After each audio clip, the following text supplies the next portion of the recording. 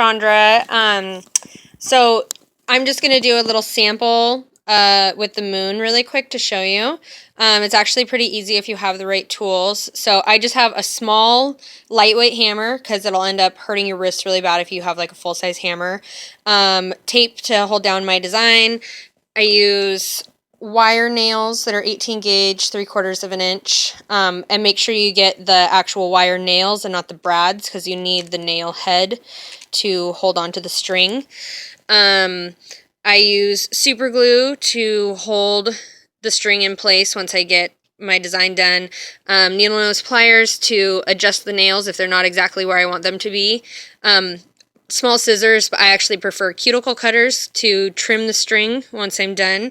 And then this is charcoal paper. I use the Mona Lisa brand that I get from Michael's. Don't use Martha Stewart, it's garbage. And I use this, well now I'm going to, thanks to the thread, but to transfer the design on here and then to nail it down so I don't have to pull the paper back through the nail holes because they get stuck in the wood.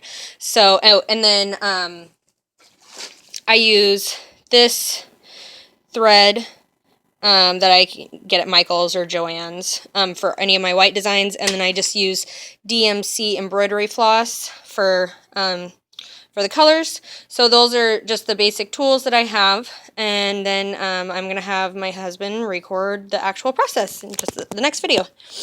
Okay, so I've got my paper taped on, and then this is the charcoal paper. You just want to make sure that you're putting the right side down so it transfers to the wood and not to your paper. And you don't have to tape this part down just as long as this part stays secured. Hi, you. Hi. Little paper. Yeah. So you just trace, just press down and do it, and it'll transfer over. Yeah? Look. Oh, I see. Alright.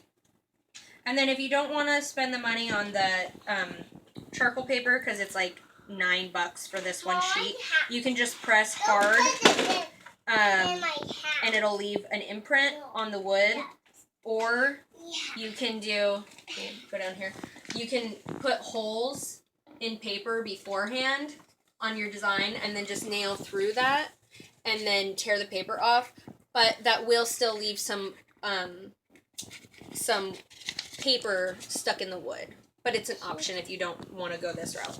But so, okay, now I've got it all traced. Emilu, watch out, please. Watch out, watch out. And so now, Emilu, you can see that, hold on, baby. It's on the wood. And so I'm just going to start nailing down, giving a little bit of space in between each nail. Okay, now for the nailing, I don't do any certain spacing. I just kind of eyeball it. It doesn't need to be exact. Nobody is going to notice if it's exactly 1/4 of an inch or anything like that. So, and I don't, some of the tutorial, watch out, baby. Some of the tutorials online will say to hold it with the needle nose pliers, but that's just gonna be a waste of time. So I just do a couple pounds, leave it in, like I usually do about a finger's length, and then just place them and go around.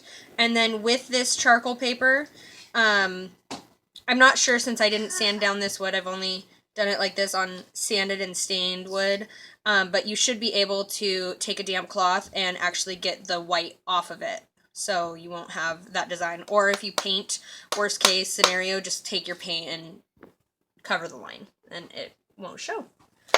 Alright, you can turn.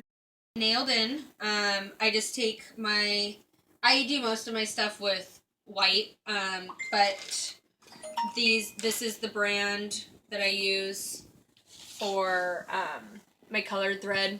It's not as easy to work with because where this thread is just like one tightly woven string, this one's got like 7 loosely woven strings, so it doesn't, it can get caught and snagged a little bit more on the nail heads. No, I don't need that.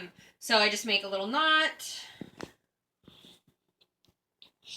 and put it on my nail head, I don't put any glue down until I have my pattern exactly the way I want it and completed. So there are a couple different ways that you can start the string. I always do the pattern or the outline first, and then I fill in, unless it's something more complex, like an ombre or a rainbow color, or like layered colors. Like I've done a flag, and so it needed to be where, you know, like the red stripes are on top of the white stripes, and so I don't do, on more complex designs, I don't do the outline until I've got everything else done. But so my most common one that I do is kind of just a back and forth overlapping like that. Oops. Overlapping. That gives it a really nice solid. Some people prefer to do kind of an open thread like that, where if you're gonna do that on some of these turns, you need to do a second loop on it. So that leaves you a little more open. And then some people just do like that, but I don't feel that that gives like a really solid defined outline. So, and then once you've got that, you kind of go crazy. I don't need to do any specific pattern. You just fill until it feels right and looks the way you want it to. And then when I get it how I want it, and yeah, it's going to come off occasionally, and that can be frustrating, so make sure you keep it pulled tight. If you feel like you've got a really good thing going and you don't want it to mess up, just loop around a couple times and then keep going. And so if you lose the string later on, the entire design isn't going to come unraveled. Once you've got your pattern on all the way, then I will cut the string a couple inches longer than what I need it to be, and make another knot down here and tie it on.